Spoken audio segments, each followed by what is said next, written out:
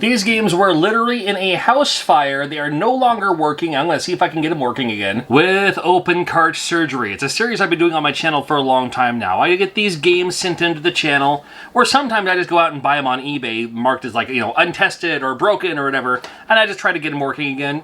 Just something just for fun. I don't have a tech background or engineering degree, nothing like that. I'm just some dude who loves video games. I've been doing this since like the 90s to get these games working in. For the most part, it's just cleaning them, but every once in a while, you gotta do something a little bit extra. And with games like this that were once on fire, they're definitely scorched. They don't smell like they were on fire. I do like how that one has such a clean line on it. It's like, you know, there's something, you know, it's like something was in place, or I don't know. Blue Marlin for $4.99, that's a pretty good deal. Now, these were sent to me, and it came with a note that says, "Dear John, here are some games and controllers I can't get working. There were also controllers as part of this. I'm just worrying about the games right now. I hope you can use them for your Open Cart Surgery show. Also note that some of the games were in my house fire back in 2012. I hope you can use them for something. Thanks, from Ziggy." Ziggy, we will see what we can do, kind sir. So, the first thing I like to do is to shill and promote all the things I have in my shop. Well, I won't worry about that today. Although I do have an online store where I sell video games and these hats and more too, so yeah, check that out. It's a great way to support the channel. Love you for it. I don't know if I should open them up first, but I will take them through a 1-up card first. Or what I might do, yeah, I definitely want to, you know what, just in case, because there might be some scorchage on the inside, and what looks like there might be, I am going to open these up first. Because the last thing I want to do, I'm using my modded top loader, the last thing I want to do is just shove it straight in there, see what happens, and then have it turn out like, oh, sorry, you know, you now have charred charcoal remnants in your modded top loader. So let's clean that off first. Come on, there we go. Good Lord. I've got these willow pill hands. I can try to be able to use my hands and stuff. Slowly, slowly, slowly. I gotta fill this thing back up again. This is my 1-up card juice. Need it to be full, but may as well. And I got the little cap right here. Nice. Thank you, Richard. A buddy of mine told me that, you know, instead of like, I used to like squeeze it and do that, but with these 1-up card things, if you use 1-up cards as well, you actually take that thing right off. Never even thought about that. This is a 1-up card, if you're curious. A 1-up card, it has a fluid side and a dry side. You use a fluid side, rubbing alcohol is perfect, and they fit right in there to clean your game, so you don't have to open them up if you don't need to. I still like to open them up, though, but they give you that option. I got these linked in the description below. You can buy them straight from Amazon. If you would want one signed, I have my personal ones I will sign. Those are available in my shop. But let's open these first. Oh, this is the wrong screwdriver. At least for this game. But this one is not. So I guess we'll do Blue Marlin first. If it'll let me. Yep. If we're having a good year so far. Oh, I got the old, one of the stickers is on the back through the sticker here. So I'm actually gonna just, the sticker's warranty by peeling it back just a little bit here. The little stickers that you try to peel them off, it says void, void, void. Well, it's like, well, whoever's picking it up doesn't care. Just 3 screwdrivers. This is a 3.8 millimeter game bit, security bit, Nintendo screwdriver. A lot of different names for it. Again, everything I use is linked in the description. Oh, and they've done this before, because even on the inside of this rental, there's a Be Kind Rewind sticker. So they actually did open this up once upon a time, put one of those stickers in it. Fun. Oh, God. Well. Tell which side this game was. Now the pins don't look great. That's, you know, sometimes about common. It's like when I see that, it's like, okay, well, it's been a while. But this. Oh boy. I'm glad I didn't just shove it in my game system to see if it was working or not. Boy, I'm gonna have to use a Dremel on this. Gross. Okay. We're gonna try the 1-up card. We're gonna see if 1-up card this? Maybe, maybe. So again, fluid side and the dry side. So the fluid side will clean it, because this is just rubbing alcohol. That's all it is. And then the dry side will just kind of, you know, dry it out. It'll buff it out. I'm curious to go straight to the Bright Boy with this, but you know, let's try it this way first. Okay, and this is kind of therapeutic anyway. I don't know why. It just is for me. Yeah, that's not doing a whole lot. Not on that side anyway. But can I clean this first, and then with the 1-up card? Again, I'm gonna try it with the 1-up card just to see if I can get it working with just the 1-up card. Unless there's still remnants on here, because that might... Let me try one side here. It's coming off. I mean, it's coming off a little bit, you can see, but you know what? I'm going straight to the Bright Boy. Oh, God. Something like this. Not good. Okay. So let's just do the Bright Boy. This is Bright Boy. It's a brass polisher, but it doesn't leave that weird residue that Brasso does. I am planning on doing a video sometime soon where I see how many times I can clean a game with Brasso before it stops working. That'll be a video in the future. So I'm curious. Because it's always like, oh, don't do that. It'll ruin your game. I'm like, yeah, I get that. But on the other hand, I've never had a game not work because I've used Brasso. But long-term, but I've also never cleaned a game more than once with Brasso. So, you know, who knows? Who knows? I get it though. Oh geez, I'm gonna need more than one Q-tip for this one. I do have a lot of video game conventions coming your way. Maybe I'll see you at one in the future. I'll go over those here in a little bit because I'm trying to focus on this thing because it is so caked on there. And it's really hard to see, but this is like just kind of the point of no return here. Is there a better cleaning method? I'm sure there is. I'm sure there is. If you're curious on the Q-tips there, I brought more, and I think those ones actually are Q-tips too. Sometimes it's like, oh, it's cotton swabs, or you know, whatever they call them. Beauty tips or something. It's like, no, just shut up, it's Q-tips. Alright, come on, Blue Marlin. Blue Marlin's all black from abuse. Stuck in a house fire in 2012. Now, we're gonna try that and go back to the 1-up card, because there's one side that doesn't look great. Like one pin specifically, that I just want to like soak. You know what I mean? I don't want to soak it in that 1-up card, or Bright Boy stuff. It's probably not good for it, just to let it sit there, you know. But I can definitely do a better job than this, but...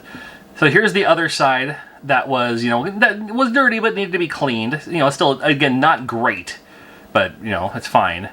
And then this is the side that was all charcoaled, and you can see that spot right there. And that's what I'm going to go back in with this, just to get that one on the very end. I'm not going to have to go crazy eyes on you. Well, isn't it great that you're watching me looking at this thing up close and not me not showing you exactly what I'm looking at? How's that fit you? 1-up card again. So I don't want any residue of any kind going from Bright Boy to this to my top loader. Rubbing alcohol still works, so must be fine. Okay. Woo! Okay. Well, Blue Marlin, let's check it out. All right, you come with me. This is just proving that the NES does indeed work. So, I mean, and this is my game, Choo Choo Mimic. This game's actually coming out here right quick. And then here is the Blue Marlin. You can pop it in just like this. Chips face towards you on NES games. I don't have to feel for it, but you'll feel it. Get it in there. Power on. Nothing. Nothing, nothing. Let me have another look at it. I honestly did think it was going to work. I honestly did. That's all right, though. It's all right if it doesn't. Like I said, we're just trying. That's all we can do. We're just trying. Best we can do. Blue Marlin. There was a few fishing games. Or at least 2 of them. Blue Marlin and Black Bass, right? They should have had all the colors. Gold fish, red snapper, purple piranha, I don't know. Tell me something good. Oh my goodness, what? Did we do the thing? We did the thing! 1 game good. Can we do the same for... What is this one? Baseball. Alright, we got Blue Marlin working. Let's see if we can do the same for baseball now. I'm leaving that sticker in there. Oh, that's right. I needed a different screwdriver for this one. So for that, I'll use my Pink Gorilla Bootleg Buddy. Brilliant idea. Jealous I didn't think of it first. I did think of getting, like, labeled screwdrivers, but then when I saw them do this, I was just like, oh, I can't compete with that. That's great. And of course I can, but why would I want to? I love those guys. This one does have the screwdrivers you need, including most operable, but here we go. And I have an iFixit kit over here too, but whatever works. When you put the screwdriver in, it just sounds crunchy. Oof. Will baseball look the same? Not as bad, not as bad. So Blue Marlin was the worst of the bunch, but you know, here's baseball, and I'm pretty sure I can get this working again. Let's try it. You know, for this one, let me just do the 1-up card. Just the 1-up card by itself. No, I'll do the Bright Boy too. The gunk on that one side was like, nah, I don't know. I got a 3rd game after this too, by the way, so we're doing 3 games in this video. So let me tell you about all the conventions that are coming up that I'm already booked for, because I have enough conventions through the rest of the year that so many conventions are inviting and requesting, like, at the beginning of the year, sometimes a year in advance, just because there are so many times now conventions overlap, they're on the same day, same weekend, and that's just what happens. You know, and it's happened a couple of times in the past where someone said, oh, we got to get you here, you're well requested. And I'm like, I would love to be there, but I'm just a man of my word, and whoever invites me first, and someone else invited me first, so gotta be quicker about it next time. And it's not the end of the world, and I always appreciate the invite all the same, so, you know. I love to travel, love to meet people, hit up all the local arcade bars if I can. The regional food, of course. hit up game stores when I can.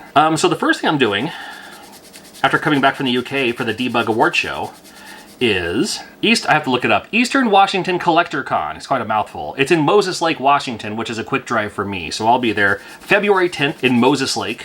SideQuest Expo coming back to Portland. Love that one at the Doubletree Inn. That one's March 9th and 10th. I don't know if he's announced it yet, but I am going to be at Game On Expo. Already booked my flight. So Game On Expo in Phoenix. This will be my 4th time there. I missed out last year, but I'll be there this year. And Game On Expo in Phoenix, instead of it being in August, which it usually is, it's March 15th and 17th. Cool. There's a new one in Puyallup, Washington. Puyallup has Washington State SummerCon, which is the big Comic-Con, and those people are doing a game expo this year, Washington State Gaming Expo, and I'll be at that one as well. That's coming up in Puyallup, March 29th through the 31st. That'll be a fun one. I'm looking forward to that. A lot of big names are going to be at that one too. My favorite expo ever, Midwest Gaming Classic, April 5th through the 7th. Find me there. I'm not an invited guest, but I did buy a vendor table at Lilac City Comic Con in Spokane. I'm in Spokane like once a month anyway, so it's like, oh, I've been there before. I did a video on it a while, it was like 2019.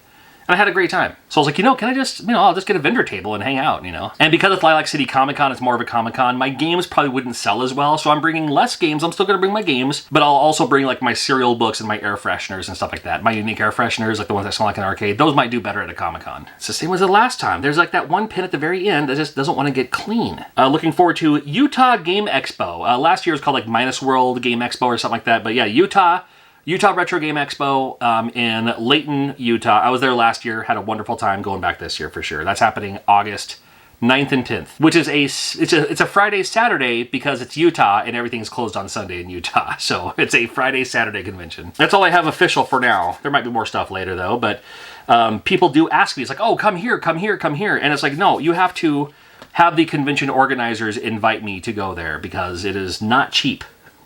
So if they can help me out with the accommodations, I'm happy to be there. That's how it works with literally every guest you see on literally every convention. Well, for the most part, I should say. Sometimes I can drive in like Portland. But yeah, I promise you, like bigger name guests aren't just booking their own trips just to be at a convention. They're coming in because they were invited to be there. Here we go. It's funny, I associate that sound so much with pro wrestling. And then it's supposed to go ba ba ba ba ba ba ba ba ba. But I hope you can make it to maybe one of those conventions or something. There's a lot of other conventions too that I'm keeping note of. There's a couple of conventions coming back to the UK. I do want to go back to the UK at another convention there. So keeping my eye out for those UK conventions, because I do want to do at least one more for the year. And there's a few other conventions that are happening even in the US where, I usually try to hit up one convention a year where I pay for it myself. Last year, it was the one in the UK. 1 year is too many games that I brought myself out. But 1 year is Midwest Gaming Classic, and I had a sponsor fly me out to that one. Just to show up and hang out and have fun. So I usually like to do at least one convention a year where I pay for it myself. I don't know. There's a few of them. So can we do 3 for 3? Exodus. Oh boy. A game I haven't played in a while. What kind of screws do you use? Here we go. Okay. Oh, it just sounds so crunchy. Have I ever opened up the Wisdom Tree game on this channel? That wasn't English. What? Have I ever opened up a Wisdom Tree game? That's what I'm trying to say. I'm sure I have. I just don't remember what it looks like on the inside. It's attached to something. There's a little give somewhere. Is there one on the inside? Is there a screw on the back of the... there's a screw in the middle. Tengen Games did that too. Ay, any holes a goal. Here we go. Okay, maybe there is a screw here. Oh yeah, there's a screw there. All right, just a little one. Here is what a Wisdom Tree game looks like on the inside. It's almost transparent. There's the back, made in Taiwan. Wait till you see the front. No, it's more of the same. Look at all these resistors. Good lord. The thing shocks the system into saying, like it bullies your NES to work. Oh, let's try it. I'm so glad I opened it up. I'm in a constant state of tipping up my hat and dropping my glasses and... I don't know what this is going to do here. This actually, it's like caked in, it's like baked in there or something. It's like not even barely coming off. I'm especially looking forward to the conventions. I know I talk about conventions all the time. It's my favorite thing. I haven't been to a convention since November now, so it's been long enough. I'm looking forward to it. Even though I promised myself I would do less conventions this year because I still have a day job and I ran out of vacation days. So I had to explain that to my boss saying, well, I mean, the flight's already booked and I don't have any vacation days left for the year. Fortunately, They love me there. and we worked out something where, you know, I was able to still go. I was still able to go. But I don't want to do that again. I don't want to do that a second time because they were nice enough to do that. But I have new games coming out this year that I'm really looking forward to getting out there, like Choo Choo Mimic, like my Lemuel the Stacker for the Sega Genesis. That's a new game coming out soon. And I have my new air fresheners that people seem to love. And it's just much easier to get the one in person when you can actually smell it first, so you know what's going on.